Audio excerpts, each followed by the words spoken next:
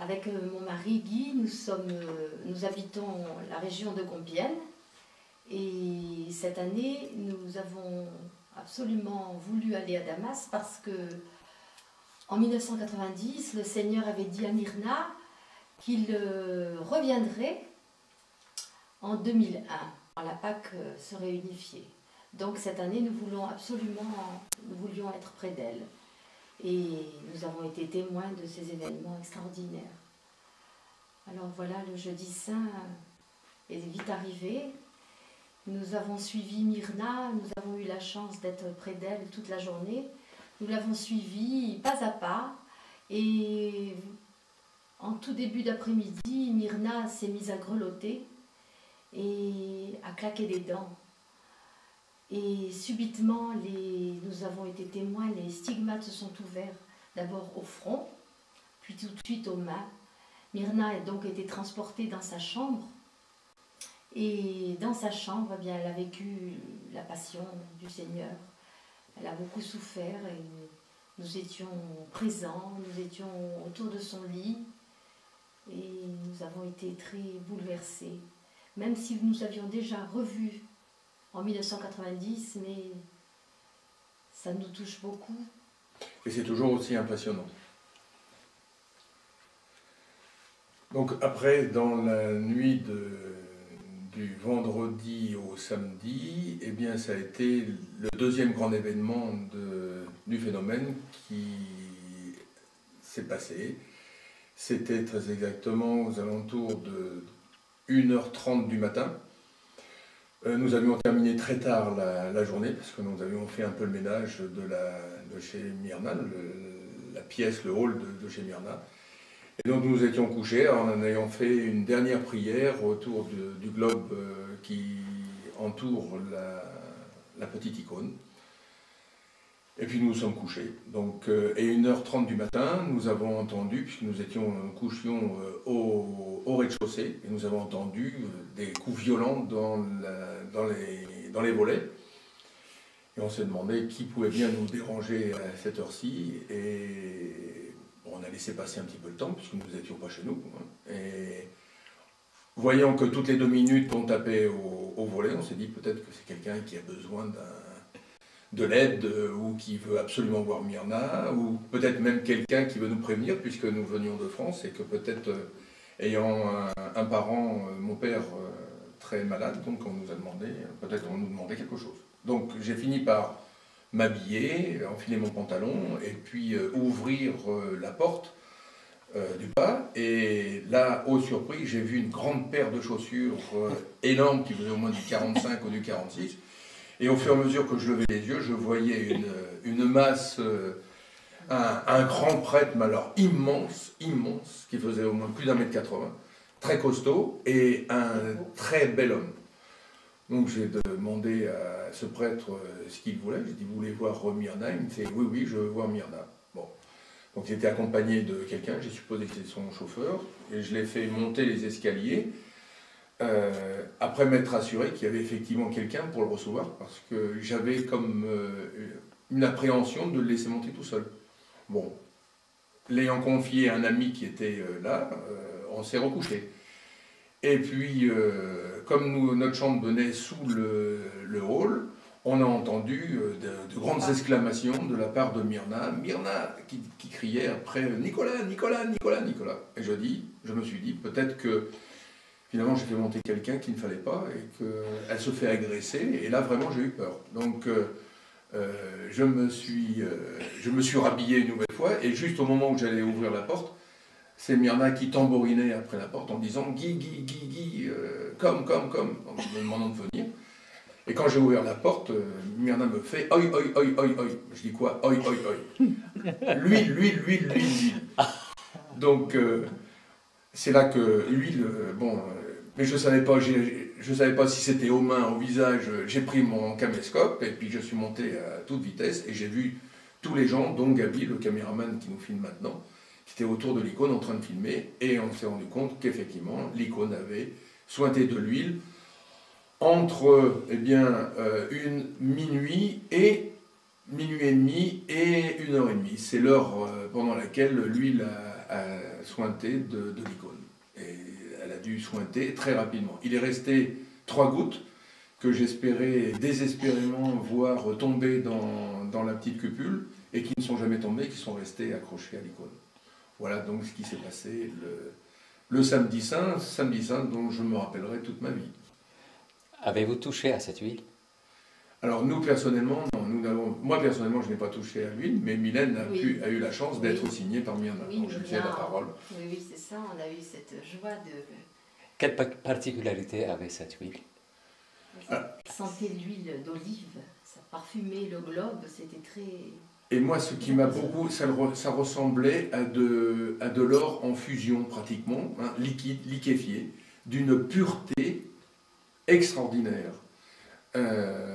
Sans dépôt, sans rien du tout, on aurait dit vraiment, on n'aurait jamais dit de l'huile, c'est en s'approchant et en sentant qu'effectivement on pouvait se rendre compte que c'était de l'huile, mais d'une netteté, d'une transparence, d'une limpidité extraordinaire. Chose que l'on ne rencontre pas quand on prend de l'huile d'olive qu'on achète au supermarché du coin.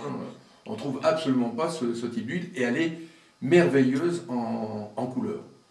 Mais cette huile était sous clé.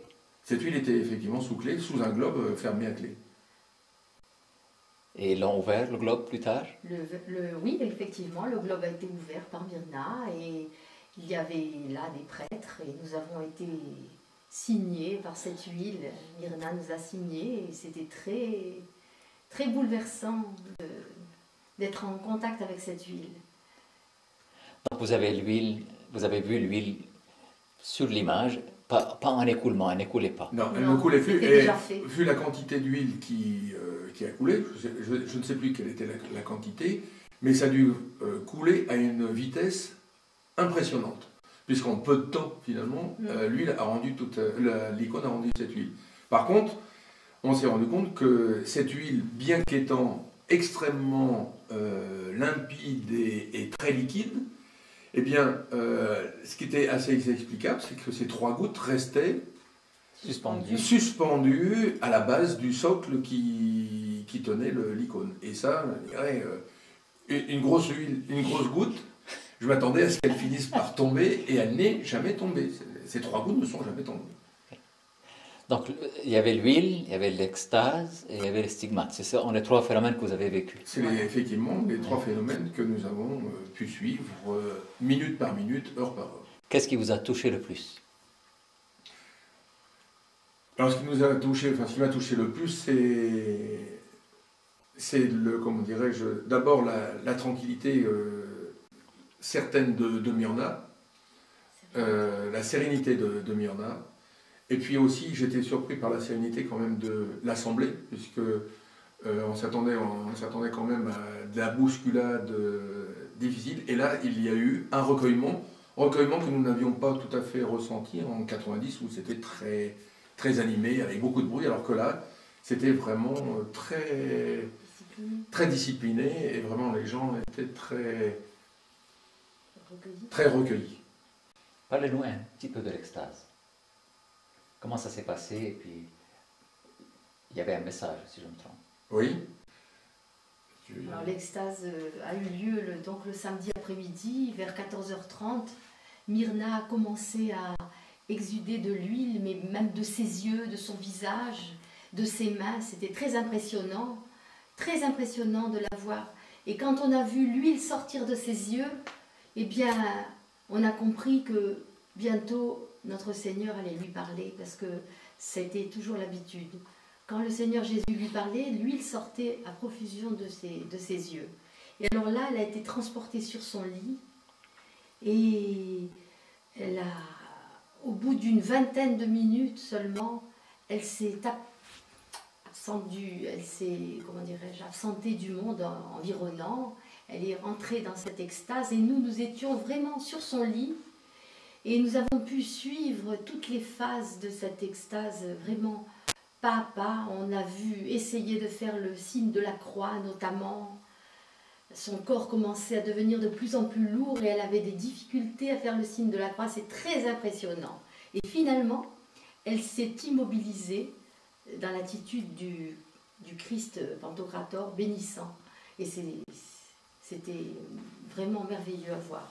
Et alors pendant ce temps-là, on était anxieux, toute l'assemblée était anxieuse, se demandant qu'est-ce que le Seigneur pouvait lui dire pendant si longtemps, parce qu'elle nous a paru si longue, cette extase.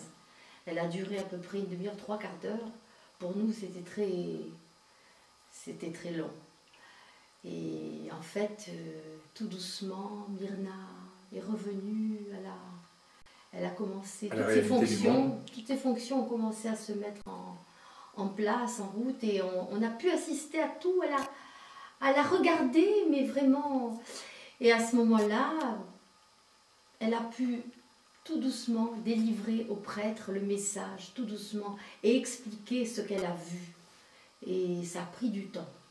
C'était très long et nous attendions ce moment avec impatience, très impatients.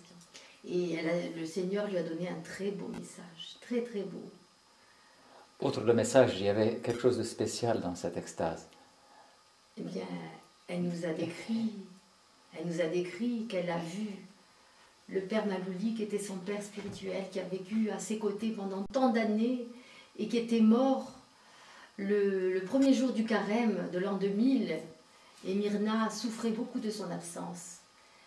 Elle voulait tellement revoir cet homme, et le Seigneur lui a permis de le revoir. Effectivement, père Malouli est venu lui prendre une main, et la très sainte Vierge Marie lui a pris l'autre main.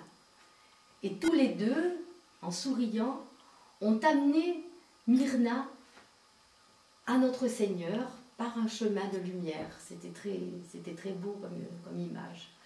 Alors nous pouvions imaginer, alors tout cela s'est fait dans la paix, dans la lumière. Et Myrna est très très heureuse parce que ce père Malouli qu'elle avait tellement envie de voir, elle a pu le voir.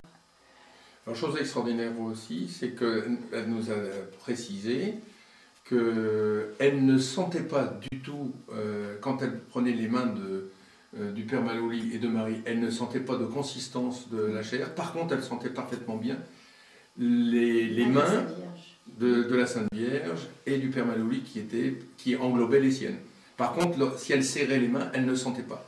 Par contre, elle sentait la présence des mains, le contact. Mais elle, quand elle serrait, ne sentait aucune consistance en ce qui concerne les mains. C'est ce qu'elle nous a expliqué. Ce qui est surprenant aussi, c'est la spontanéité des phénomènes, que ce soit pour ce qui concerne les stigmates, où il y a toute une préparation pendant un certain temps où Myrna a froid pour les stigmates, elle grelottait, elle avait cette appréhension quand même de la douleur, et elle souffre énormément. Et c'est la manière dont on s'ouvre les stigmates qui sont la façon subite qu'est que les stigmates s'ouvrent. En fait, les stigmates ne s'ouvrent pas tranquillement comme on pourrait l'espérer, mais c'est du subi, notamment par exemple pour le front. Au même titre que pour ce qui concerne l'exudation d'huile, elle est comme Mylène et moi, donc tout à fait normale, dans un certain recueillement, en prière, dans les chants, etc. Puisque au moment de l'exudation d'huile, le père Fadi qui était à côté d'elle avait entonné un certain nombre de chants, et elle s'est dirigée vers quelqu'un pour dire au revoir, et l'huile a coulé subitement. C'est subi, c'est pas progressif, c'est pas, il n'y a pas des signes précurseurs, c'est subi. Et elle nous prend chaque fois à contre-pied. Là où on l'attend, c'est jamais là où ça se passe. Donc après avoir vécu une semaine sainte de cette sorte, c'est pas la première fois que vous allez à Damas pour la semaine sainte? Non, disons que ça fait depuis 1990 que nous allons tous les ans à Damas. Une fois la semaine sainte, c'était moi qui allais à la semaine sainte, puisqu'on avait des enfants encore à surveiller pendant la période scolaire. Donc moi j'allais à la semaine sainte et Mylène allait pour l'anniversaire. Et puis depuis que nos enfants sont autonomes, eh bien nous allons ensemble, tous les deux, à l'anniversaire, et spécifiquement cette année pour la semaine sainte, puisque nous avions l'espoir qu'il s'y passe quelque chose. Donc, mais la semaine sainte précédente, c'était en 90. C'était en 90. Est-ce que vous voyez des différences dans le phénomène, la façon que les choses se sont déroulées au niveau des signes? D'abord, du point de vue aspect physique, nous avons trouvé des changements fondamentaux dans l'aspect physique de Myrna. Myrna, chaque année, nous trouvons qu'elle s'amincit, qu'elle est beaucoup plus marquée chaque fois, chaque année, chaque période du jeûne. Un exemple, encore cette année, elle a fait le jeûne pendant les 40 jours, et bon, elle est sortie extrêmement fatiguée et très, comment dirais-je, très fatiguée et très amoindrie et très amaigrie de ce jeûne. Et d'année en année, on se rend compte que Myrna change physiologiquement d'aspect physique. On voit que c'est une personne qui, même si elle est toujours aussi gaie dans la vie de tous les jours, parce que c'est une femme extrêmement gaie avec qui nous partageons des moments très agréables, et ce n'est pas une personne qui pleure facilement, mais qui rit très facilement. Et ça, c'est aussi quelque chose d'extraordinaire chez Myrna, surtout quand elle sait ce qui l'attend au moment de la Semaine Sainte. Je pense que tout un chacun qui sait qu'il va lui arriver quelque chose, je pense qu'on ne rirait pas tous les jours. On se ferait quand même un sacré mouron avant de passer aux événements. Donc ça, c'est aussi le spécifique de Myrna, qui est la joie, qui règne en permanence chez elle. Quand on dit chez elle, c'est chez elle, mais aussi chez Nicolas et tout son entourage. Entourage qui est extrêmement simple. Ce n'est pas une cour, c'est vraiment des amis de tous les jours, des amis ponctuels, et c'est toujours l'accueil. Par rapport à 90, on a trouvé comme changement l'aspect physique de Myrna. Sinon, c'est toujours le même accueil. On dira que depuis 1982, la maison ouverte pratiquement jour et nuit, eh bien, c'est quand même pas à la portée de tout le monde. C'est ce qui nous fait dire que la véracité du phénomène. Sinon, les messages, effectivement, là, je ne sais pas. Le message était plus court. Le Seigneur avait prévenu Myrna qu'elle n'entendrait plus sa voix et elle ne le verrait pas jusqu'à ce que la fête de Pâques soit unifiée. Alors le message avait été plus court, et puis l'huile de la petite icône avait coulé aussi. Nous nous en étions aperçus le lendemain. On n'avait pas su la nuit. Donc, mais le Seigneur était au rendez-vous et ça nous a beaucoup touchés. Non, les stigmates étaient différents des années passées. Alors les stigmates, effectivement, pour le front, il y avait moins de marques lors de la première, les stigmates de 90. Le côté était moins important qu'en 1990. Et, chose assez exceptionnelle, c'est que les stigmates du dessus des pieds ne saignaient pas. On voyait l'ouverture, mais... On voyait l'ouverture cette année, mais il n'y avait pas de saignement comme les autres années. En 90, les plaies du front, des mains, du côté et des pieds avaient saigné. Là, tout à l'exception du dessus des pieds, où il y avait une entaille relativement profonde, mais sans saignement. C'était la différence fondamentale par rapport au stigma que nous avons vu en 1990. Mais on dirait que depuis de 83 jusqu'à 90, tous les signes étaient en croissant, en devenant plus prononcés. Voilà. Les blessures, l'huile, tout ça, c'était en augmentant. Oui. Là, 11 ans plus tard, on dirait que ça prend une tournure différente. Alors, différente, c'est vrai. D'ailleurs, dans le message qui est beaucoup plus long, par rapport à 1990, on nous laissait un espoir, mais en disant, de toute façon, je ne reviendrai qu'une fois la fête unifiée.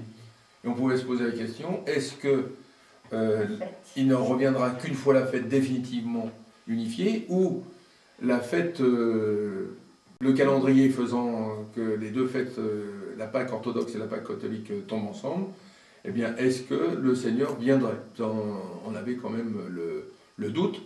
On savait que le pape, le Saint-Père, viendrait en mai pour préparer aussi cette unité. Donc, on l'espérait, mais rien n'était sûr, rien n'était acquis. Alors, c'est vrai que dans cette progression, en matière de stigmates, on a constaté une légère diminution de l'ensemble des stigmates, même si Myrna a quand même souffert profondément la passion. Un autre exemple, c'est qu'en 90, elle avait subi la flagellation. Alors, cette année, elle n'a pas parlé de flagellation. Ce qui n'a pas empêché, compte tenu de la faiblesse dans laquelle elle se trouvait, du fait du jeûne, eh bien, elle a été certainement beaucoup plus marquée et beaucoup plus fatiguée en matière de fatigue qu'en 1990. En 1990, après les stigmates, elle s'est levée et elle s'est mise à chanter pendant plus d'une demi-heure avec toute l'assemblée, debout, autour de l'icône. Là, elle a eu énormément de mal à arriver jusqu'à l'icône, il a fallu qu'on l'aide. Elle s'est agenouillée, elle a prié devant la Bible, et ensuite, il a fallu la raccompagner dans sa chambre, parce qu'elle était extrêmement fatiguée. Donc, la difficulté, c'est à résider beaucoup plus dans la fatigue après les stigmates que les stigmates en eux-mêmes. Mes enfants, je vous ai donné un signe pour ma glorification. Poursuivez votre chemin et je suis avec vous. Sinon, je ferme les portes du ciel devant vous. Mais ici se trouve une mère qui souffre, qui prie et qui me dit « Seigneur, tu es tout amour ».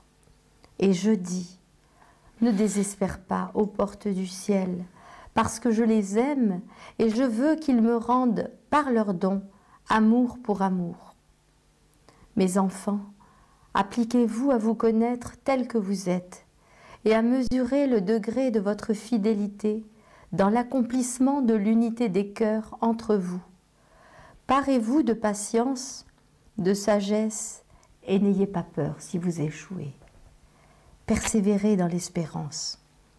Ayez confiance en moi, car je n'abandonnerai pas ceux qui accomplissent ma volonté.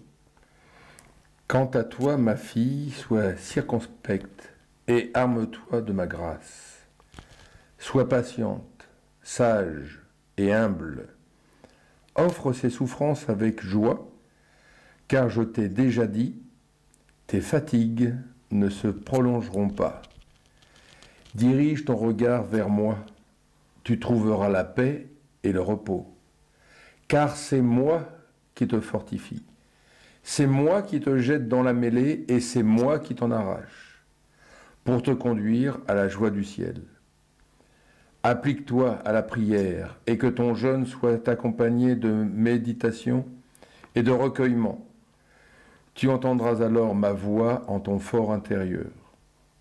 Aie confiance en moi, car je n'abandonnerai ni toi, ni ta famille, ni aucun de ceux qui ont collaboré avec toi en mon honneur et pour moi uniquement.